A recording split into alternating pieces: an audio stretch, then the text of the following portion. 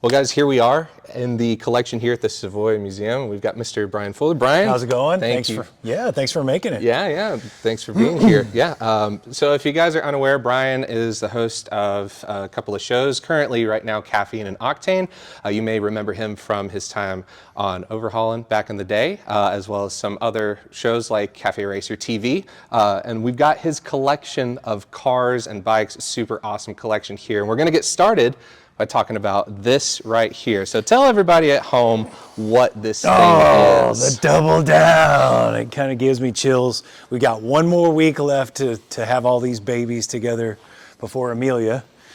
And the Double Down is 1,000 horse, all-wheel drive, 2,500 pound, quick change in the front, quick change in the rear, naturally aspirated. I mean, can you imagine? 1,000 horsepower all-wheel drive? No, not at all. With no blower? With the torque this thing has? Yeah, that's like a Bugatti Veyron, but not at the same time. I mean, You got the all-wheel drive, you got the 1,000 horsepower, but with the Veyron, you've also got the additional 2,000 pounds on top of what this is. Yeah. So I can assume the power-to-weight ratio on this thing is awesome. just astronomical. I mean, you go rolling this thing around. My gosh, look at that. It weighs nothing. And the engineering was really tough. You know, it was just one of those like spur of the minute. Like I was literally at SEMA with Gordon, who owned Jet Hot at the time, and he's like, "Oh yeah, cool. We're gonna do a build together. What are you thinking?" I'm like, "Well, I got this '32 Ford idea. It's kind of like a cannonball run car mixed with NASCAR, so it's got wide 5 hubs. It's gonna be raw and nasty." And he's like, "Oh yeah, I love it." And then all of a sudden, this vision came over my head. Literally, it's the weirdest thing, of all-wheel drive. And I was like, I was literally like watching some vision. I was like, and I think it ought to be all-wheel drive. And he goes, "Oh my God, we were just talking about doing all-wheel drive. This is amazing. I'm so jacked up." And I was like, "Okay, I don't know what just happened," but and he was like, "Oh yeah, we're doing it." So 3 years of work, just to really, actually, you know, one of the more fun builds that we did. You know, some of them can be hard and can be painful, and it was very challenging engineering wise, but it was pretty straightforward, and it was a really fun project. Now, I've been around a lot of Deuce Coupes, High Boys in my day, and seeing the interior of this one, it is unlike any other that I've ever seen. Talk to me about like where the inspiration of this kind of came from. Well, this was really a race car, so the idea is it was going to be a legit race car. And so you need to have access to all of your panels. So pretty much every panel will come off. Take your ARPs, zip, zip, zip, zip. This whole quarter panel comes off. Same with the hood, with a cowl. You can pop this cowl off, 4 bolts, 6 bolts, the thing pops off so you can get to all the wiring. We'd be able to change gearing, so we can do change front and rear. So the idea was it was gonna be like a Swiss Army knife of race cars. Take it to the drag strip. Cool, change the tires, go to the road race. Change the tires, go do sand drags. Nice. I mean, land speed. Like the idea was just to keep changing. So hopefully someday in my lifetime, we will get to actually race this car. Right now you can race it on Forza. Oh yeah, that is a great segue into what I wanted to talk about. For the younger generation out there, if you've got a copy of Forza Horizon 4, I believe it was a DLC that you could get, and this car was scanned into the game so you can actually drive this. I've driven it around quite a bit in the game. It is so much fun to just slide this thing around. What was that like working with the guys at Forza? I mean, for me it was pretty easy because they just, you know, they call you up and they scan the car, and it's pretty amazing of all cars to look at the detail, you know, of like all the rivets and the ARP fasteners and all of the little widgets that are in here. This must have been a hard car to draw. Oh yeah. You know, and they did a perfect job. I mean, it's kind of insane when you see the pics. I mean, it looks just like this. But it was in 2 games, but you know, the cool thing for me was just to be able to, you know, you always dream of one of your cars being in a video game, and the other is that my son and I got to play against each other. He's customized it. He made it chrome with black wheels, you know, so that was really fun. Yeah, in the game you can actually tune this car to like something like 1,800 horsepower. That is so unrealistic, but they made it. It does it's a video game. Yeah, it's a video game. You can do a quarter mile time with this thing in a specific tune in like 6.9 seconds in the quarter mile. It's unreal. But yeah, just as it sits, this thing is just, man. Well, I've driven a lot of fast things in my life, and this is bar none the fastest that I've ever driven, and I've probably had it to, I don't even think I got it to half throttle. Oh. And it was like, what I always tell people is, it's like being on a track. Like imagine a track that's on a tank, but it's nothing but rubber. Ooh. And you've got probably like 700 pounds of torque, just, you know, it just pulls you literally, like when you get into it, it's like, you know, and the idle is so perfect. It's just, and then you hit it and it's like, this animal like comes out, you know? But at the same time, what's neat about it is that you can see, you're actually pretty comfortable, and you've got a very common kind of dog box trans. The clutch feels very predictable, you know. So when you're driving it, you actually feel like you feel comfortable. You don't feel like you're enclosed and you can't see. So, but at the end of the day, man, this thing is car crack. Like you get in it, you're like, I want more. I just want to drive more. Oh my God. Dude, that's awesome. The next thing I want to talk about coming over this way, kind of getting more back to your roots. Again, you worked with Chip Foose back in the day. Yep. Like he's kind of like one of the first forays into your custom building and whatnot. So what was it like working with Chip back in the day? I mean, like we're talking old school days, you know? Like, yeah, you know, I was the youngest guy at Chip's shop during that period, which was really cool. He was the second youngest. Oh, wow. Which was kind of funny. So him and the crew were all old Boyd, Coddington workers, employees, or whatever. Chip was the designer over there. And so, yeah, it was amazing. I mean, you know, I came from East Texas and moved to Southern California, got to work with some of the best guys and just learning, you know, like how to run a lathe from Carl the Swede, and how to like assemble perfectly from Andy the other Swede. And you know, there was just like this whole crew. There were about, you know, 6 of us in the shop at that point. And Overhauling showed up kind of like while we were there. I had no aspirations of TV, you know, and it just literally like fell into the shop, and for whatever reason I fit with it. And yeah, it's been crazy. I mean, been a crazy ride. Yeah, I mean, like from there to now, it's just crazy. But like looking at this was this your first bike, like custom project bike that you had ever built? It's called Texas T. Tell us a little bit about the inspiration behind this. Yeah, so my brother-in-law moved me to Atlanta. He was like, hey, I got this, I can get you a little 600 square feet to work in, and I'll fund the first motorcycle, which of course I didn't make any money on it, but a very little, I made a little. But, you know, my wife, her job was based there. We were just dating at the time. So she paid the rent.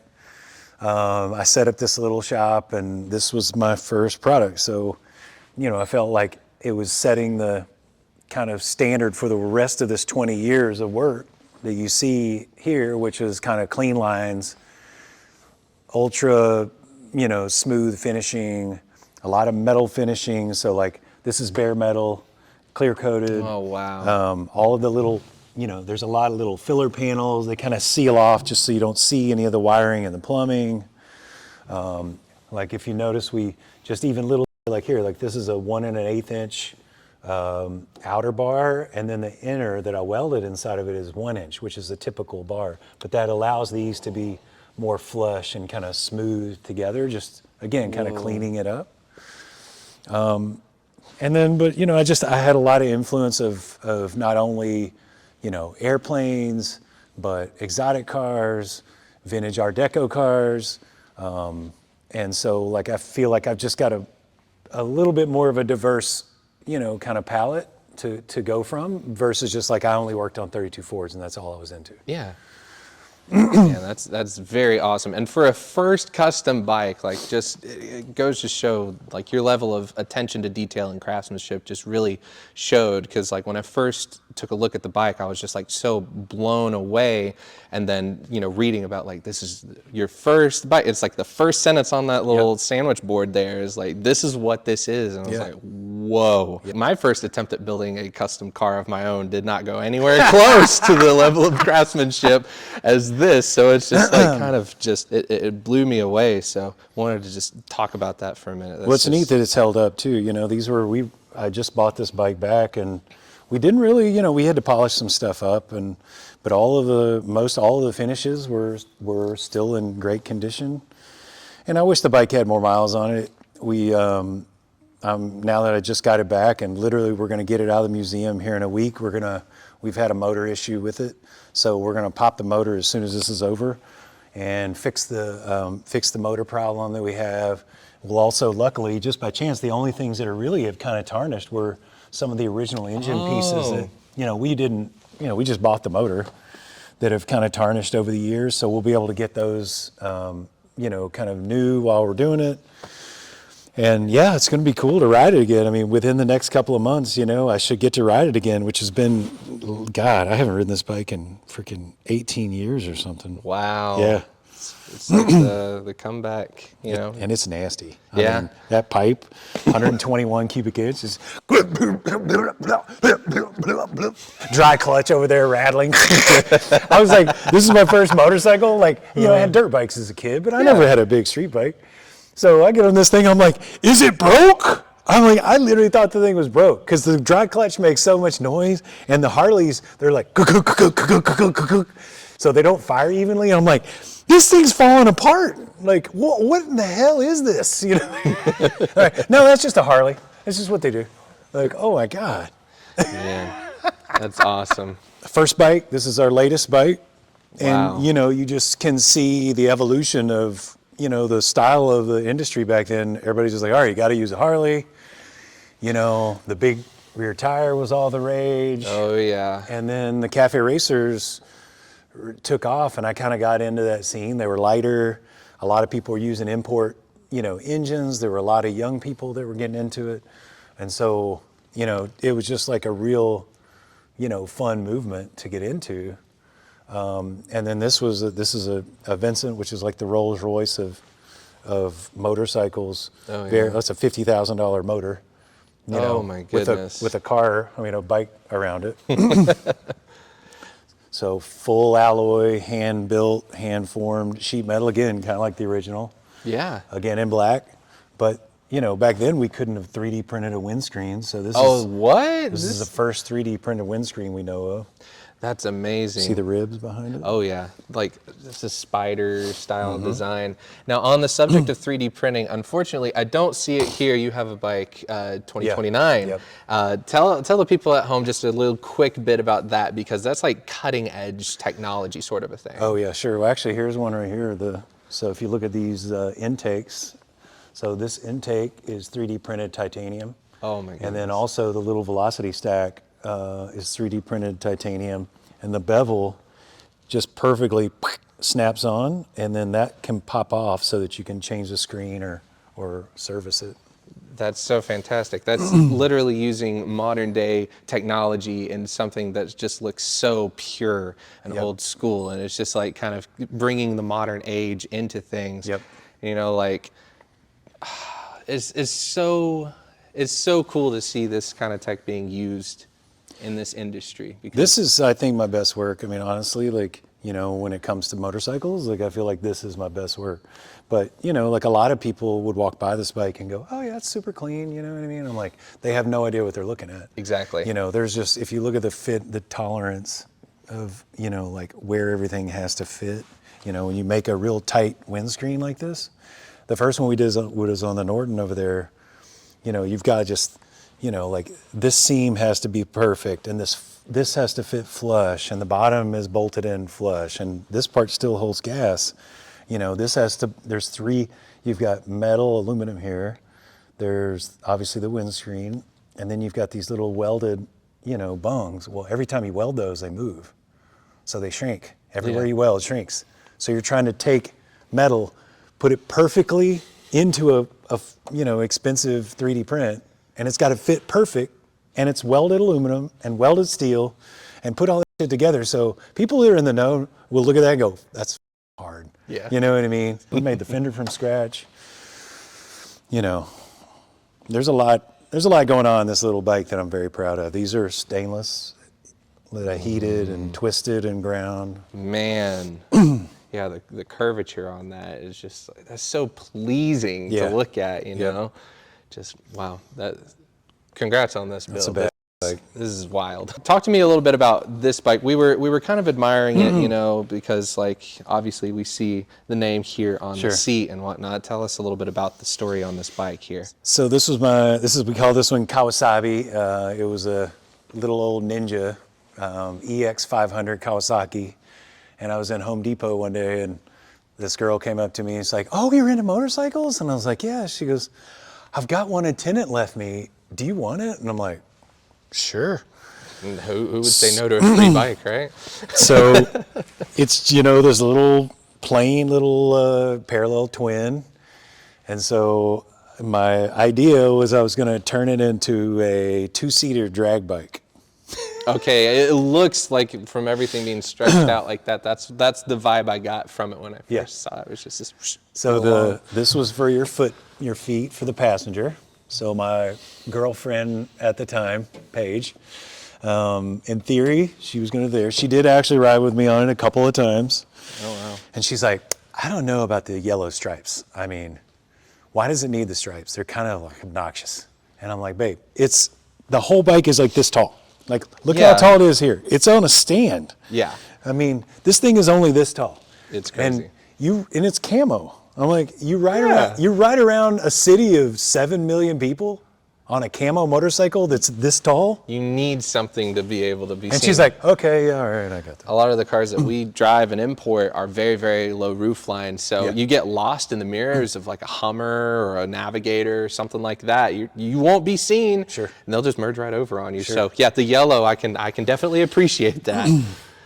So this was my dad's duffel bag he was a paratrooper in the Army, kind of show of force just before Vietnam. So this was his stitching and from boot camp. So my dad died when I was young. He was in Hell on Wheels, was the paratrooping platoon that he was in. So, you know, when I just decided to make it kind of an homage to my dad, who died when I was 21 and way too young of an age. But yeah, pretty cool. I just got this one back too. So it's going to be neat to be able to ride. Again, for Amelia, this was at the Barber Museum. So it's been, you know, like in a museum for 12 years or whatever. Yeah. So I'm going to drop it off at a buddy's house. He's going to clean the carbs and get it up and running again, throw a battery in it. And so I'm going to ride it again, which is going to be awesome. That's awesome. And a great segue into, again, we're here at the Savoy Museum, and this is the collection of Bryan Fuller. As of the time that this thing goes up, it won't be here. It'll be a different exhibit, but you should be able to go and catch a lot of what you see here, plus some other stuff at Amelia Island if you guys are interested, so be sure to check that out. Now, the elephant in the room, shall we say. I mean, it's big and gray and silver, the Thundertaker. That's a great segue. Yeah, dude, this thing is gargantuan. All right, well, here's the thing. Whew. I mean, come on, let's just give it, you know, luckily it was fun. We had the opening party here, and I was the only person that could touch the cars. Yeah. So even the owners of the cars couldn't touch their own car. Wow. But I could, so I'm like, let me get that for you. Oh, yeah. So it's been awesome. Like, you know, when we have people in here, they let me go around. I can open the hoods. I can sit in them. You know what I mean? You don't do that in the museum anywhere else. Yeah, no. You don't go and get in Bigfoot. You know what I mean? No. You will be drug out of here in handcuffs. Yeah. Anyway, so yes, 60 CAD. Used to be a hearse, chop top, raise the fins. I mean, there's a couple of videos on this thing, stainless firewall, full chassis, air ride, 2 gaming systems. But what gaming systems. Yeah, 2 kids. He had 2 kids. Okay. We're gonna change them out. Okay. But anyway, the treat for you today. Oh. Since the museum is not open, and because I'm here with you, we're gonna get in. Oh, fantastic. So we originally had, hop in. Holy cow, look at the triple hinges on the door This here. door probably weighs like, 300 pounds, it feels like. Doesn't this whole thing weigh like 8,000 pounds or something like 8,500 pounds. 8,500? Yeah. We popped 5 tires going to SEMA. Oh. Yeah. Yeah, I believe, what do you have on here? Like BF Goodrich radial white wall tires or something They're like not that? happy. They're not. They're Yeah, not happy. I can tell you from experience, the size that's on this car, average, they might hold like 2,200 pounds a piece. So when you got all that extra weight, you're like right on I'm the glad you reminded threshold. me. We're actually about to rewire this thing, and so it's probably time for new tires. Yeah, I'd assume so. But man, it's spacious in here. And again, you guys chopped all the bodywork in here. So like the roof is lower, is that correct? Yeah, we chopped the top. It used to be, so we used a coupe windshield. So that's a lot lower. Convertible Yeah. coupe windshield's a lot lower. This was a hearse, so this was all casket rolling. Yeah. So we did the big 8, we put 3 sunroofs together. At the time, we were like, it's got to be the world's largest sunroof. It's not even all the way back yet. Yeah, I mean, like, that's 6 feet right there. Yeah. That's still more to go. Yeah. Holy But all cow. this stuff is, like, this is all aluminum covered. All the door panels are aluminum covered. Oh, wow. I mean, there's no plastic, there's no cardboard. You know, this car will live a very long time. But the neat thing I got to do was I got to fly to Honest John's Cadillac Ranch in Dallas area. That's cool. And he had a bunch of limos, ambulances. And so I got to literally pick like real Cadillac parts, like these handles, like these were the gaming systems. Oh, let's see this thing. I don't remember which way, there we go. That is an Xbox 360. So like all these little latches and handles, these are all Caddy. Like the little speaker grills, these are 1957. Wow. I just saw that. See that little guy? Yeah, what's that back The there? V's. I just saw one of these actually in a car over there. It was newer than I thought. Wow. Even the dome lights, like the door panels are a combination of 63 and 64. So they're not even 1 year. Like those are 2 years. This is 1 year and this is another year. Oh, my goodness. All the material is real leftover Cadillac. Like the leather's just leather, but the print, you know, this is a leftover actual material from that era. The seats. I mean, even down to like these guys. Oh, look at These that are armrest. we chopped them down, but And it's even got the little leather strap right here. Yeah. So it's like covers everything up, makes everything look so nice. Just that extra level of detail. yep. We've got clear seat covers that go in here, full kicker stereo. Oh, yeah. 2 AC units. I mean, this thing is like literally the owner has 4 daughters and they do prom and they'll go to like the local, they're in Houston, they'll go to the ice cream shop. I mean, this was the most beat up, most used vehicle in the entire lot. We did more work to clean this thing up than any of them. Holy cow, Yeah. man. That's crazy. Yeah, just looking out of this thing, it's just like, it's a whole trip in and of itself. But There's really. a privacy screen comes up here. Oh, look at that. That's right where here. the 2 TVs are for the gaming systems. Of course. Because of course that's where they would be. That's so good, man. This car messes people up. Like, there's some and this was a casket roller. There were people in this car. Like, this car has some like force field around It's it. spooky. Yeah. It's definitely eerie sitting right Yeah. here. It's like, yeah, there's definitely John Doe in the back. You know, who knows who. Oh, man. It's weird to It think was about. thoroughly cleaned. A lot of the metal was cut out, so there's not a whole lot of original metal left. Sure. Genuinely one of the biggest doors I think I've ever seen in my entire life. Just like how wide that is. 22 feet. Wow. Talk about a hard paint job to do. Wow. Yeah, I had a 1978 Buick Riviera and it was 18 feet long, 2-door, and I thought that was a long car. And then I see this and it's a reminder of how big can a car get? Is this like one of the longest produced cars like of all time? It's gotta be. It's gotta be. It's gotta be. I mean, like seriously, I can't remember another car like even going back to like the 19-teens with Cadillac and their 16 cars this and thing stuff. I don't think that they were this big. Big sexy. Yeah. This was brass. So this was one big piece of brass we bent and Whoa. then bent here, machined it. We raised the fins 3 inches. We got rid of like all the little splits that were in the stainless. They just had little like slip covers. So we welded all those, metal finished them. 3D print. This was a real early 3D print. Wow. Again, 12 years ago, probably. We made a mold because we wanted to have the ribs like in the back of it. And then we used silicone and did a resin pour with red to get that. Oh, and then this was goodness. brass, so we handmade brass around it. These days now you could just print it like Yeah, as is. Scan, print. Yeah, these days you could just print right to the red plastic. And one of my favorite features back here has to be the exhaust. Just like, look at that. You can read the MagnaFlow right there on Yep. it. Just, that's Yep. such a good level of detail. Just like Full those custom little- stainless exhaust. Yep. Yeah, that is nuts. So now we're over here at this Honda. This is a CB750, right? Yep. Awesome. Yeah, tell us a little bit about this and like the whole cafe racer style of builds out here. Like this is very much like what I would think is just over the top, so well done. Like every single piece on this bike is either custom or has been touched in some way. So it's very far from, like you even named it the 836 here, right? Yeah, it's got the big bore kit, which gets it up to 836 cc's. Goodness. We used the swing arm from, oh God, what was that thing? A Suzuki, I think. And we put the oil right here, so that's your oil tank. Wait, inside of that? Yep. Wow. Because these didn't have oil, they were dry sump, so they didn't have a tank inside of it. Whereas later, the CB550, which I personally think is a better motorcycle, it was developed after this one, has it in the case, which makes it a lot easier to package for a custom person, you know what I mean?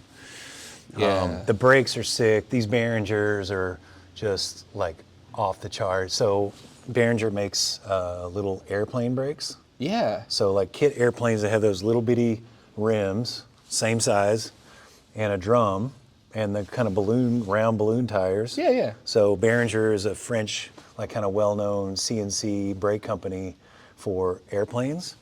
And they make motorcycle brakes as well, and they have this kind of limited, this is one of the very first ones they had, versions that you could adapt to your motorcycle.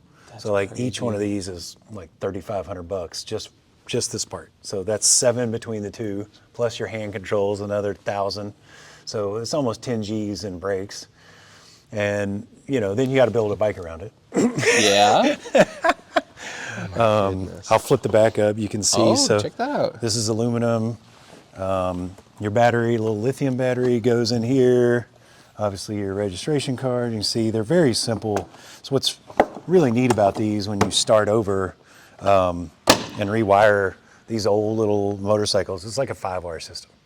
It's like brakes. Some of these, like at this point, we weren't even putting blinkers on them at this point. Mm-hmm. We started eventually putting blinkers on them. But one of the couple other neat things on this, if you look at the ARPs that are everywhere, so these were originally like big Inconel bolts, and then they CNC each one of these to fit. So if you look like top of the triples, even on some of the axle bolts, nuts, just one of these bolts is probably like, even before you machined it, would be a $200 bolt. $200 a bolt? Yeah. And Inconel is not fun to machine. Not sure if you ever tried. No. It's not fun. You can't run a die on it. Like if you took it and like, I'm just gonna rethread it, and you try to run a die on it, it won't do it. It won't do it. You have to use basically a CNC to recut the thread. Oh my goodness, I had no idea. I knew that titanium was hard to work with, and the machines that work with titanium are, pretty beefy, or used to be in that scenario, but like I had no idea about the Inconel stuff. That's really cool. Yeah, this is an old aircraft part. But yeah, I did this one on Cafe Racer TV. Yeah. And it was when that show had just started. I was like, oh, this is a great show. And then I found out they were filmed here in Atlanta. So I had a beer drinking buddy that happened to work on the crew. And so I was like, man, can I send in my application? And he was like, yeah, okay. And so what the producer originally said was like, we don't take local builders. And I was like, okay, I'm not just a local builder. Yeah. And so I told him the story, which was, I'm going to cut this up in front of the original owner. And this was in 1969, which was first year. Oh, so boy. Not only are we going to cut up, and it was a very nice bike. Now, what people didn't know was that this bike had actually been rebuilt like 3 times. Okay. The original motor had been lost like years before. So at the end of the day, but yes, the dude looked like he wanted to vomit. I mean, it was bad. Yeah. Yeah. I mean, I've cut up some We're cars. still friends. He's cool. We're still cool. I've cut up some cars and been like, okay, well, this is my car, and I'm taking a Sawzall to it right now, and surely it'll go back together in one piece. But at the time, it's like very, very stressful. So I can imagine on a bike like this, the owner just being like, You cut up my original bike. Oh no, for a TV show. Terrible. That's amazing. Now, we don't have all the time in the world, but I do want to talk about one more car here, and that is going to be this, the Impaler. What in the world were you thinking when you built this? I mean, you know, at this point, it just seems so logical. Sure. You know, the neat thing about this was, at the time, it was right at, you know, now people do it all the time, but back then, a satin finished pro-built hot rod was very unusual, you know. And, you know, again, I feel like a lot of people use technology to make an old car look new. I like old cars. I drive old cars. I don't really even like new cars. I hate to drive a new car. Right. And so I'm just not that guy. Like, if you gave me the money to go buy an exotic, I would go buy like a vintage Art Deco car. Right. And so, you know, I feel like this car to me was a great mix of that just raw fabricated airplane. He worked for the airplane industry. Steve was a airplane consultant. The interior especially, Oh, yeah. we brought in a lot of the airplane influence. So the gauges, these days, you know, you could just buy those gauges pretty similar from Dakota Digital. Yeah. And these are actual airplane gauges that we retrofitted. Oh. Redline gauges, did them for us years ago. Custom Wow. steering wheel. Look at that steering wheel. What? Yeah, I've never seen a steering wheel like that in my life. What? It's got, that's just something we just made up. You just made it. Yeah. Had it cast. Cast, yeah, so the cast theme is like on bits all over this thing, like Yep. on the front end, like in front of the, you know, the front cowl here. It's like, is that cast aluminum here as well? Yeah, we freaked everybody out. That was fun. So the bumpers, you know, we wanted everything to have the kind of brushed on the top look, and then you see the cast. Oh, look the at that cast look transition. there. So what we did was we bought a $10,000 metal spray gun. So it's like a torch combined with like a MIG gun.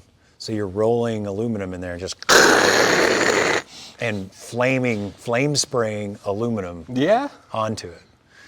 The booger about it is that you've got to put a really gnarly sandblast on there for it to hold. And you can't go too fast. So application becomes pretty critical and prep becomes pretty critical. And so every piece that you see was sandblasted really gnarly after it was metal finished and fitted. Then we would do the metal spray, which is another gnarly process, and then hand sand just the outer edges. Yeah. And we freaked people out there because they thought that we remade all the bumpers and remade everything in aluminum. That's crazy, because that's exactly what it looks like, and it's just, wow. That is such a cool process. I've never heard of that process. I haven't seen anybody use it since. And by the way, I wouldn't recommend it, and I threw the freaking gun in the trash. Oh, okay. I couldn't get anybody to buy it. Maybe I did eventually sell it. Actually, I think that somebody did buy it. Okay, well. But, you know, like, it's a $10,000 gun that I couldn't get rid of for like $500. I think I finally got rid of it. Nobody wanted it. Yeah. So, you know, one of the other hard things with that stuff is like if you look up under the cage, so like these. Look up. So these were custom-made cage holders or covers, and when you sandblast something that's hand-built like that and flame spray it, it'll just turn it into spaghetti. So we had to make fixtures for these parts to hold them just so we could blast them and not have them go crazy. Like the heavier parts, we didn't have to do that, but these little flimsy sheet metal parts we did. I can see why you sold the gun. Yeah. I was like, I want nothing to do with this. Yeah, forget It's that. over. It was fun one time. No more. No mas. No mas. Again, going back to the kicker speakers and everything like that, this thing has a really awesome sound system to it by the looks of things. I had similar kicker carbon cup speakers in one of my daily drivers. I can confirm these things sound amazing. I love kicker, you know, like I've got back into car stereo in the last little bit, and kicker just re-released the gold label subwoofer that we had when I was in high school. Yeah. And I had 415s in high school in 1987. So Whoa. people hadn't even seen big stereos in cars Yeah. at that point. And I had a S10 Blazer that went speakers all the way to the roof that I spent my lawn mowing money to buy. Actually, one of my other fun stories is that I put a car stereo in that car while driving. While driving? While driving. What do you mean? Like I couldn't wait to get home to install my stereo. Now it was pretty much a plug and play, Yeah. but I was replacing a head unit. I replaced a head unit while driving home. Again, not recommended. No. Don't tell my mom. You didn't hear this. Sorry, Mom. Wow, that's an amazing. That is one for the books right there. Things not to do. Things. Yeah. Well, awesome. Bryan, thank you Hey. so much again for talking Yeah. to all of us here. Tell the folks at home where they can find you online. So at Fuller Moto is Instagram. We just finally adding a little bit of YouTube. Also at Fuller Moto.